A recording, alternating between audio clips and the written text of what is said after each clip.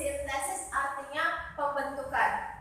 Nah, dalam reaksi fotosintesis kita lihat di sini ya. Yang pertama di sini kita akan membahas mengenai definisi dan reaksi umumnya ya. Definisi dan juga reaksi umumnya. Nah, untuk reaksi umum dari proses fotosintesis ya, ini kita lihat fotosintesis membutuhkan CO2 ditambah H2O ya kan.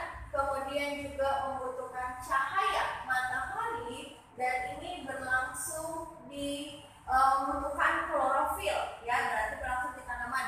Nah, sehingga menghasilkan C6H12O6 dengan hasil sampingannya berupa oksigen. Nah, inilah dia untuk reaksi umum dari proses fotosintesis. Jadi, dari reaksi ini bisa kalian lihat pada proses fotosintesis ya. Fotosintesis ini membutuhkan ya, jadi membutuhkan yang pertama yaitu membutuhkan karbon dioksida atau CO2.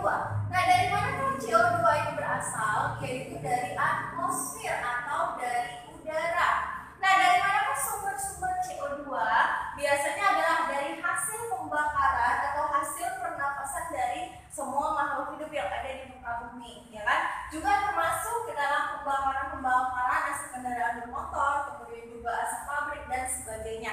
Jadi sumber CO2 yang ada di atmosfer itu dimanfaatkan oleh tumbuhan untuk proses fotosintesis. Satu-satunya organisme yang memanfaatkan CO2 adalah kelompok tumbuhan. Maka tumbuhan disebut dengan namanya paru-paru dunia, ya. Kemudian yang berikutnya adalah H2O atau disebut dengan air. Nah, air ini diserap dari dalam tanah. Sudah? Nah, diserap oleh akar tumbuhan. Nah, jaringan yang berfungsi untuk mengangkat air yang berasal dari akar ini adalah jaringan silem, ya. Jaringan pengangkut adalah jaringan silem yang berfungsi untuk mengangkut air dan juga garam mineral, ya, mengangkut air dan garam mineral. Nah, air yang diangkut tadi akan digunakan oleh tumbuhan untuk proses fotosintesis, ya kan?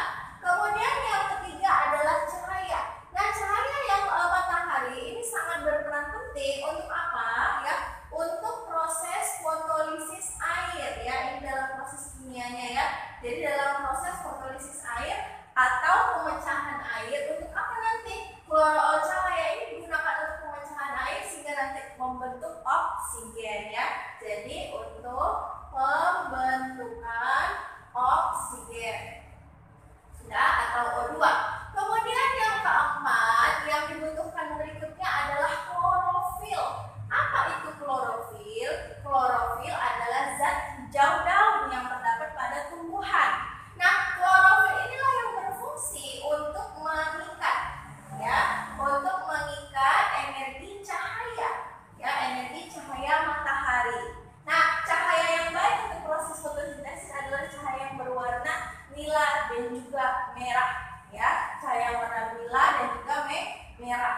Nah, di sini saya bikin cahaya nila dan juga merah. Ini sangat baik untuk proses fotosintesis. Nah, dari hasil fotosintesis maka di sini dihasilkan C6H12O6 yang biasa kita kenal dengan namanya glukosa. Nah, kalau dia sudah disimpan di tumbuhan namanya adalah amilo. Sudah? Maka di sini ya hasil fotosintesis, ya kan? Hasil dari proses fotosintesis ya. Yang pertama hasil utamanya adalah glukosa yang disimpan dalam bentuk amilum, dan hasil fotosintesis ini ya bisa disimpan dalam bentuk buah-buahan, ya kan? Yang merupakan hasil fotosintesis, kemudian juga sayur-sayuran dan yang merupakan hasil dari proses fotosintesis. Dan yang kedua hasil fotosintesis berikutnya adalah berupa oksigen, dan oksigen ini akan dilepaskan ke udara atau ke atmosfer, ya, dilepas ke udara atau ke atmosfer untuk kemudian digunakan oleh makhluk hidup lain sebagai sumber dari gas pernafasan. Baik, selanjutnya kita lihat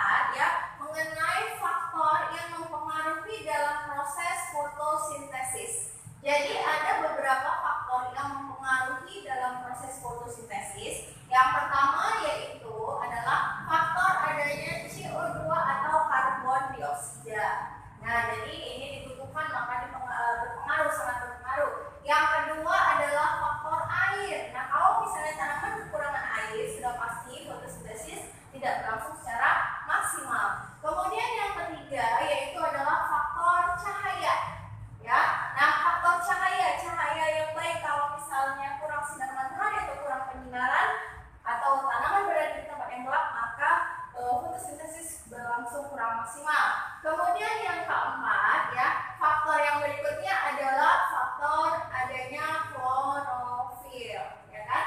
Ini adalah bahan juga yang dibutuhkan dalam proses fotosintesis. Dan yang terakhir adalah faktor suhu atau temperatur. Nah, di sini dibutuhkan suhu yang optimal. Kalau misalnya suhu terlalu panas, maka nanti ini juga berpengaruh terhadap proses fotosintesis. Nah, sekarang kita lihat lagi mengenai percobaan fotosintesis. Ada beberapa percobaan yang dilakukan oleh ahli mengenai proses fotosintesis.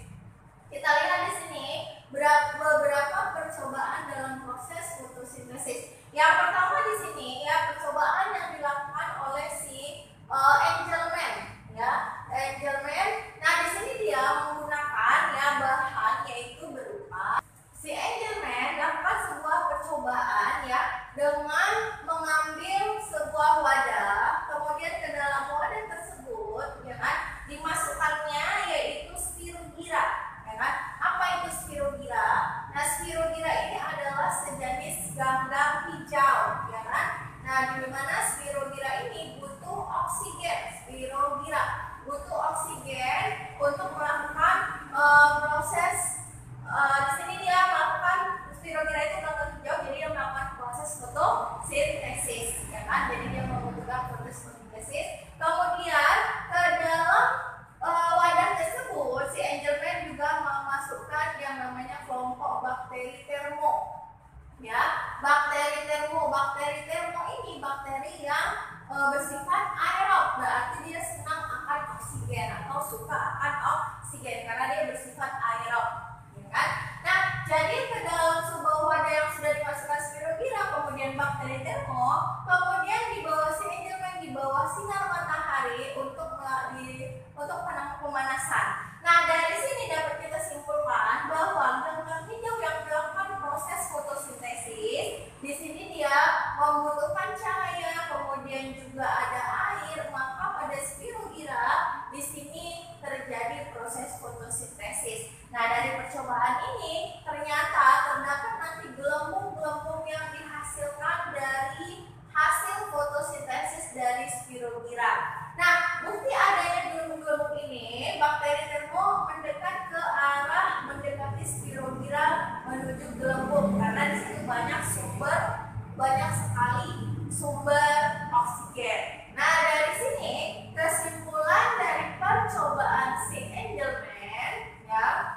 kesimpulannya dia menyimpulkan yang pertama bahwa proses fotosintesis ya kan ini butuh ya, yang pertama adalah cahaya matahari dan juga butuh klorofil yang berasal dari spirogyra atau ganggang hijau ini. Yang kedua, dia menyimpulkan bahwa pada hasil proses fotosintesis di sini menghasilkan yang namanya oksigen ya, menghasilkan oksigen yang dibuktikan oleh adanya gelembung-gelembung dan bakteri termo mendekat menuju spirogyra. Ya, kemudian kita lihat percobaan fotosintesis yang kedua. Ya, percobaan yang kedua ini dilakukan oleh seorang ahli namanya adalah Ingenhousz. Nah, si Ingenhousz melakukan percobaan dengan mengambil wadah, ke dalam wadah diletakkanlah ke dalamnya air. Sudah? Nah, setelah diletakkan air ya, si Ingenhousz masukkan ke dalam air itu yaitu tanaman ya, suatu tanaman hijau ya yang disebut dengan jenis tanamannya adalah tanaman Hydrilla verticillata. Ya, Hydrilla verticillata. Nah, tanaman hijau Hydrilla ini ya kan, kemudian ke dalam wadah tersebut si Ingenhousz memasukkan corong yang dibalikkan, ya kan, dimasukkannya lah corong yang dibalikkan ke dalam tabung ini.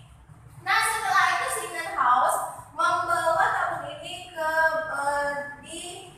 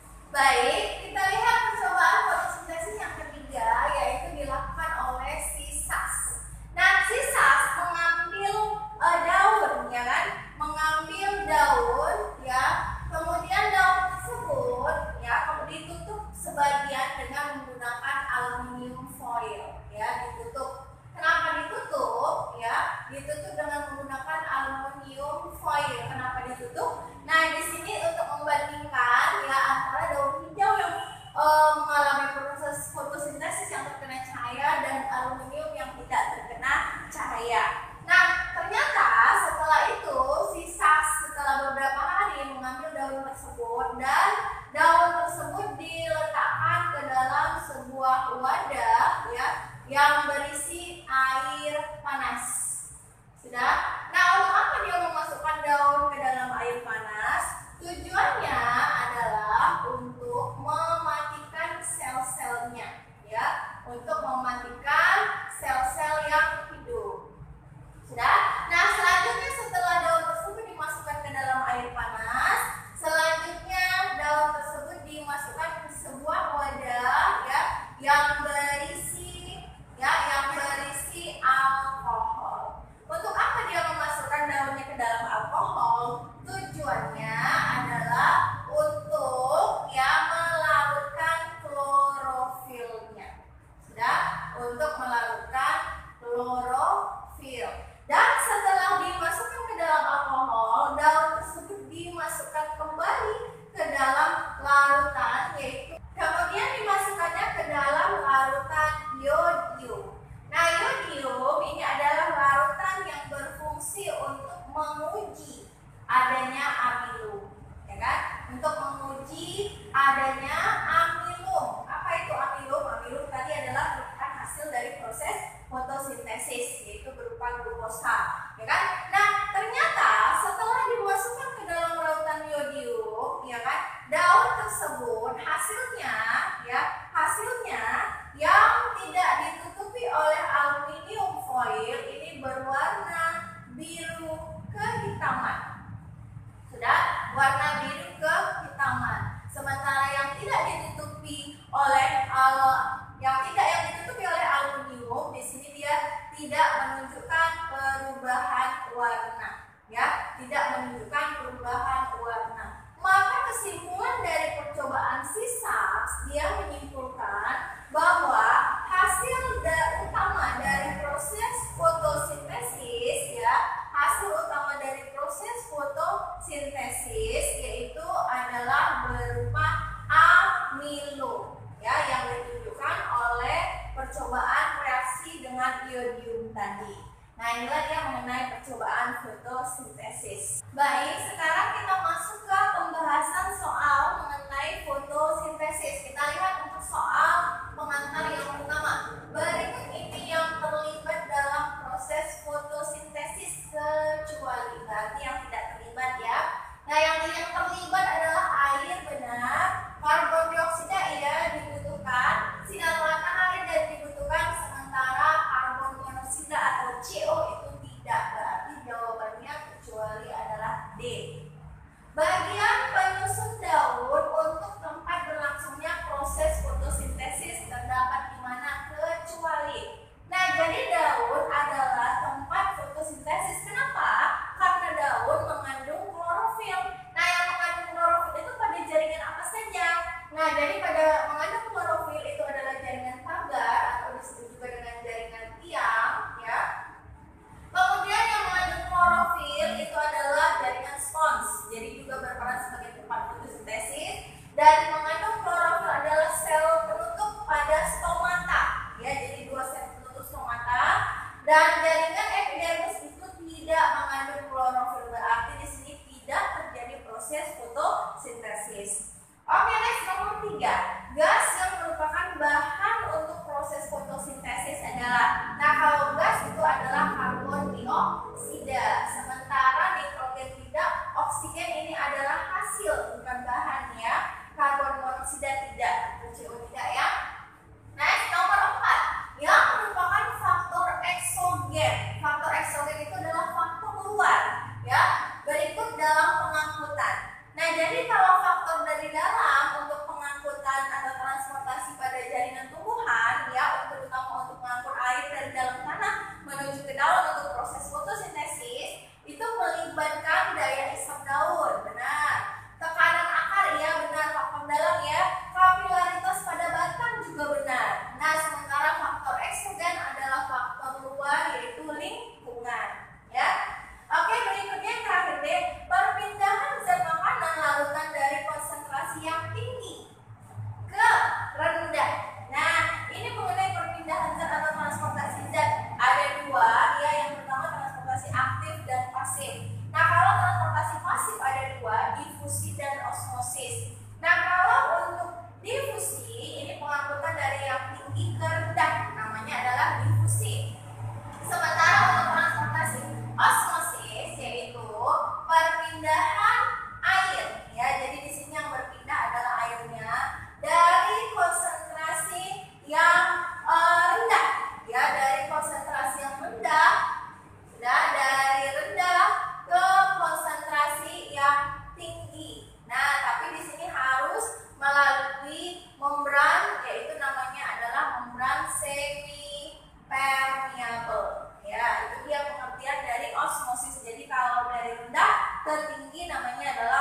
otosis kami harus melalui membran semi permeabel. Nah, kalau transpirasi ini artinya adalah penguapan, ya. Transpirasi adalah penguapan. Kalau transfer aktif, ya, ini adalah lawan dari transfer pasif. Transfer aktif ini perpindahan, ya, perpindahan zat yang melawan gradien konsentrasi, ya, yang melawan gradien konsentrasi zat. Nah, karena dia melawan gradien konsentrasi zat, maka ini dia membutuhkan ATP, ya, butuh ATP atau energi sebagai carrier atau pembawa, ya, sebagai carrier atau pembawa. Oke, inilah dia mengenai materi kita mengenai fotosintesis. Apabila ada materi yang kurang kalian pahami, bisa kalian tanya di ruang diskusi kita. Tetap semangat, Master Ilmi!